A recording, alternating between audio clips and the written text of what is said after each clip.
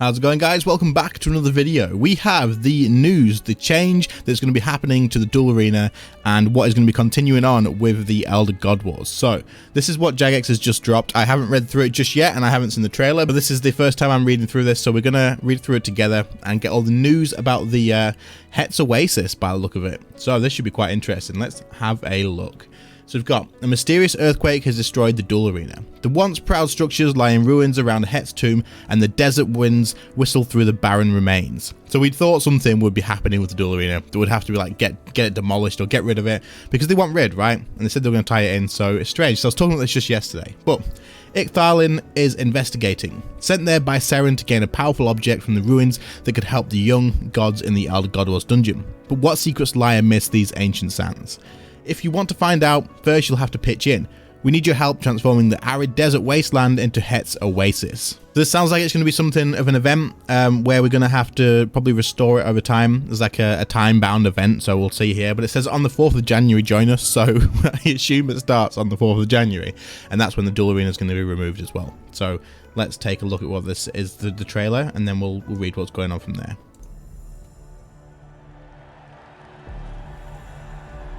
Transform the Duel Arena into Hets Oasis. This looks badass. All new skilling area. Farming, hunting, agility.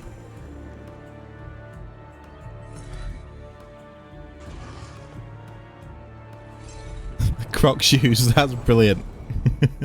Okay, so that's coming on January 4th, and there's a few things in there, some skilling sets, some skilling areas and stuff, and then there's some mini quests and exclusive rewards, which is these here. You get the armor set and stuff. I assume this is just going to be purely just to transform it into the arena, the Oasis, and then there'll be other stuff for the God Wars dungeon stuff afterwards. From January 4th, we're inviting you to join in with Oasis Restoration, a 2-week temporary event that will bring a whole new area springing to life. By completing daily tasks, you'll turn the former ruins into a place of plenty and harvest some red-hot desert-themed goodies. This exciting new space will be a buzz of activity where you'll be able to employ 3 new skilling methods for rewards and XP, and embark on 2 new mini-quests in the Elder God Wars saga. Be able to employ 3 new skilling methods. So is that going to be different from what we currently have now? For those skills, is that kind of like a mini skill rework possibly? We'll have to see with that one, to be fair. Next says Oasis Restoration limited time event, so it is something like that, kind of like when we built the boat to get to Dinosaur Land and that sort of stuff, I assume. It all kicks off with our 2-week restoration event where we'll be clearing up the shattered Duel Arena to create a glistening desert paradise. The centerpiece of the event is the community chest, where players can unlock both individual and... Okay, so this is kind of like the Falador thing, right? Where we had all that Falador event. I think there's a few times. And the rewards are all sort of community based, so progress based. So the further through you go, the more rewards you're going to get.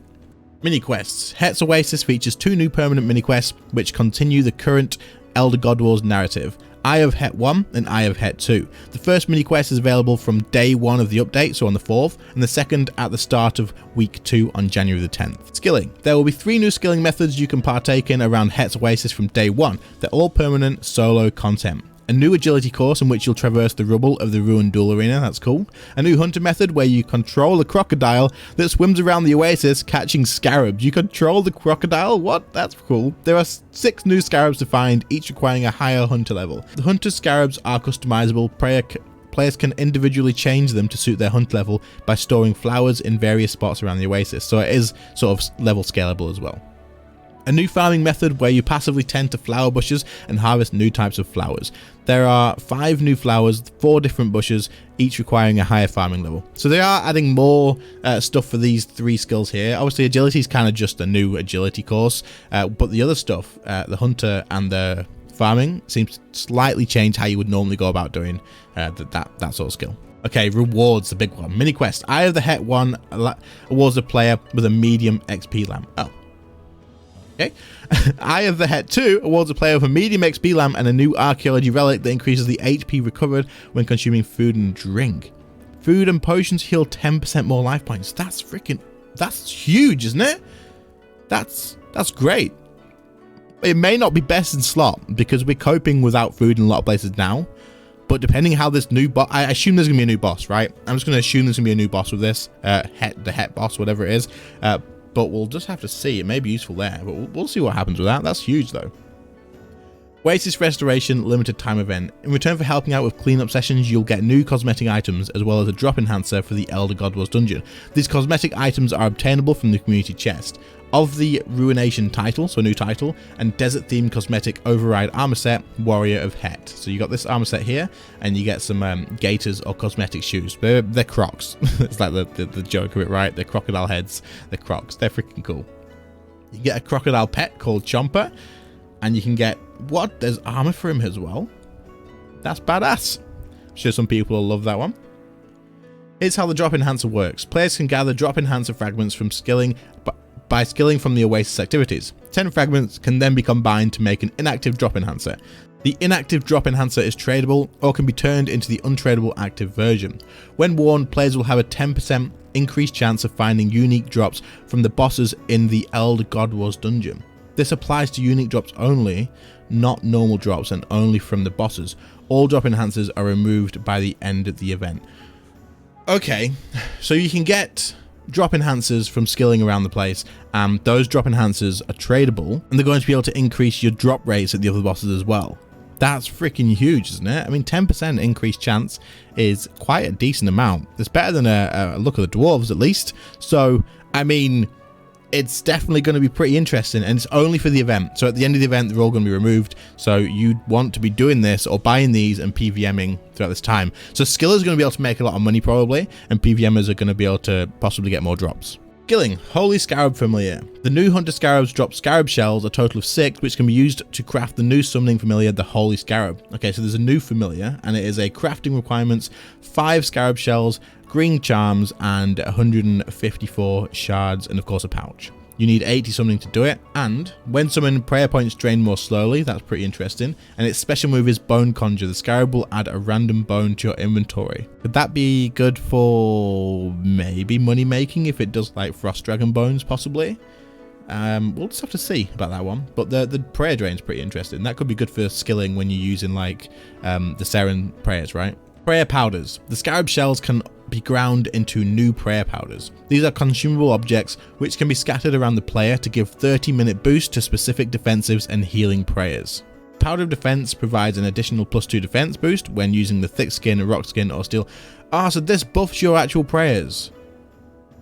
This buffs your prayers. Powder of the Protection boosts damage protection to 60% when using Protect from and Deflect from prayers, so you can go from 50% to 60%. That's pretty big. Powder of Item Protection. Protect 1 extra item when using the Protect Item prayer. That's genius. So you can now protect 2 items. So they're reducing the actual death cost from this. So this is going to be big. This one's going to be big. This is reducing death costs because now you, rather than just protecting 1 extra item, you can protect 2, which really does help. Like it really does. So that's pretty cool. Obviously they're taking into account death costs again here. Powder of Pulverizing grinds all bones in your inventory when using the Ectofungus. I'm interested in knowing, I know this is completely not to do this one, I'm interested in knowing if this one stacks with the Amulet of Souls and the Essence of Finality effect, where you already get, if you've got that equipped, another 10% to 60%. So will it take you to 70%? Is that how that works? We'll have to see, I guess, but I'm assuming this may not stack.